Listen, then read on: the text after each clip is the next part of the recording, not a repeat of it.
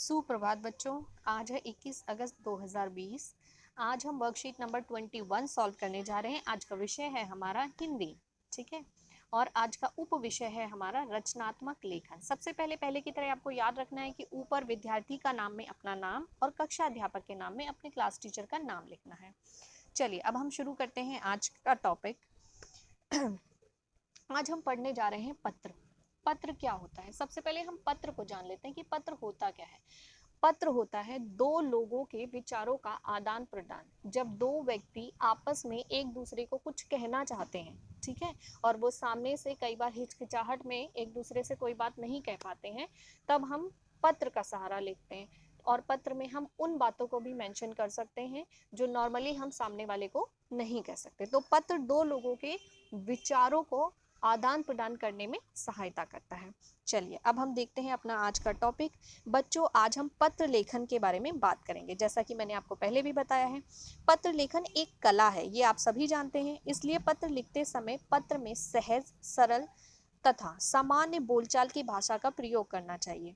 यानी कि हमें पत्र लिखते वक्त सरल से सरल भाषा का इस्तेमाल करना चाहिए, ताकि हमारी भावनाओं को, जिससे हमने पत्र दिया है, वो समझ सके, जिससे पत्र को प्राप्त करने वाला पत्र में व्यक्त भावों को अच्छी प्रकार से समझ सके। पत्र लेखन के माध्यम से हमें भावों और विचारों को व्यक्त कर सकते हैं, ठीक है। तो पत्र में हम अपने कोई भी भावनाओं को व्यक्त कर सकते हैं। पत्र लेखन के माध्यम से हम अपने सभी विचारों को व्यक्त कर सकते हैं। पत्रों के माध्यम से एक व्यक्ति अपनी बातों को लिखकर दूसरों तक पहुंचा सकता है।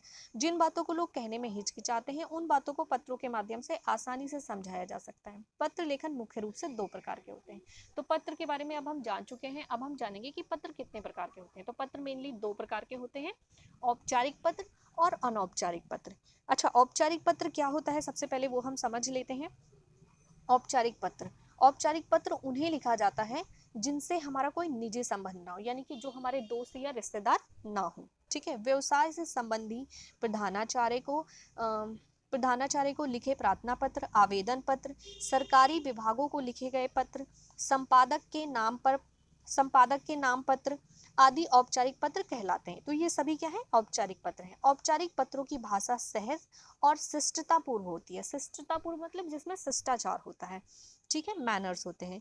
इन पत्रों में केवल काम या अपनी समस्या के बारे में ही बात कही जाती है। इसमें हम अपनी कोई पर्सनल बात नहीं करते हैं, सिर्फ अपनी समस्या ही डिस्कस करते हैं। दूसरा है हमारा अनौपचारिक पत्र। अनौपचारिक पत्र क्या होता है? अनौपचारिक पत्र उन लोगों को लिखा जाता है जिनसे हमारा कोई व्यक्तिगत संबंध रहता है। अनौपचारिक पत्र अपने परिवार के लोगों को, जैसे अपने माता पिता, भाई बहन, सगे संबंधी या मित्रों को उनका हालचाल पूछने के लिए, निमंत्रण देने के लिए, कोई सूचना देने के लिए लिखा जाता है। इन पत्रों में भाषा के प्रयोग में थोड़ी ढील दी जा सकती है। इन पत्रों में शब्दों की संख्या असीमित हो सकती है। मतलब हम पत्र अपने हिसाब से बड़ा भी लिख सकते हैं या छोटा भी लिख सकते हैं, क्योंकि इन पत्रों में इधर उधर की बातों का भी समावेश होता है। समावेश मतलब सम्मिलित होती है इधर उधर की बातें। हम अपने घर की, अपने परिवार की, अपने पड़ोसियों की कोई भी बात हम अपने दोस्तों और रिश्तेदारों को बता सकते हैं। उदाहरण, अनुमान लगाकर रिक्त स्थान में बॉक्स में से उचित शब्दों को भरिए और किसी भी विषय पर एक औपचारिक पत्र लिखने का अभ्यास कीजिए।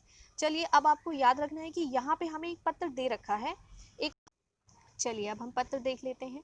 सेवा में, उसके बाद आपने देखा यहाँ पे number 1, number 2, number 3, number 4 and number 5, 5 blanks दे रखे हैं। ये ब्लैंक्स आपको खुद भरने हैं।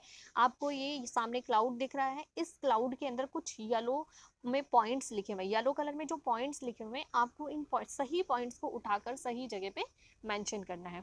वो मैं आपको बताऊंगी इसका सही आंसर क्या है। सबसे पहले हम अपना पत्र देख लेते हैं। महोदय, जन जन की आवाज जन जन तक पहुंचाने के लिए प्रसिद्ध आपके पत्र के माध्यम से मैं विद्यालय में योग शिक्षा के महत्व को प्रत्येक व्यक्ति तक पहुंचाना चाहती हूँ। योग शिक्षा के माध्यम से विद्यार्थी स्वास्थ्य के प्रति जागरूक होंगे। योग शिक्षा उनके स्वास्थ्य के लिए बहुत अधिक लाभदायक है।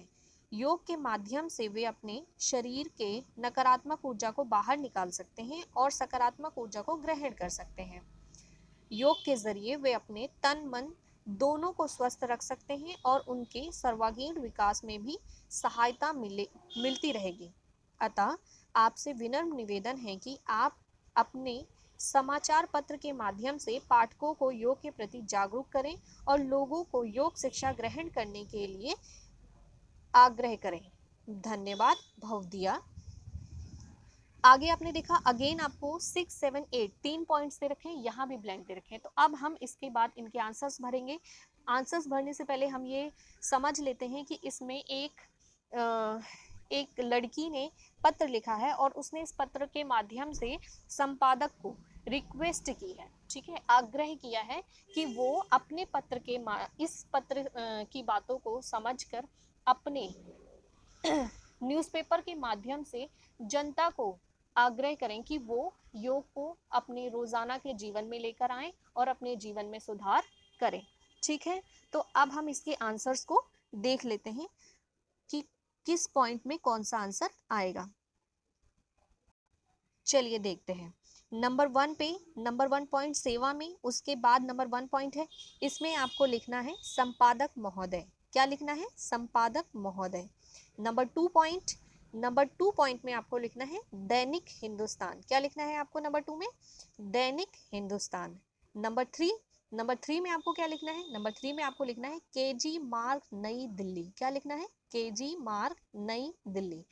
नंबर 4, नंबर 4 में आपको दिख रहा है कि पहले से दिनांक लिखा हुआ है, तो नंबर 4 में आपको दिनांक लिखना है 21/8/2020।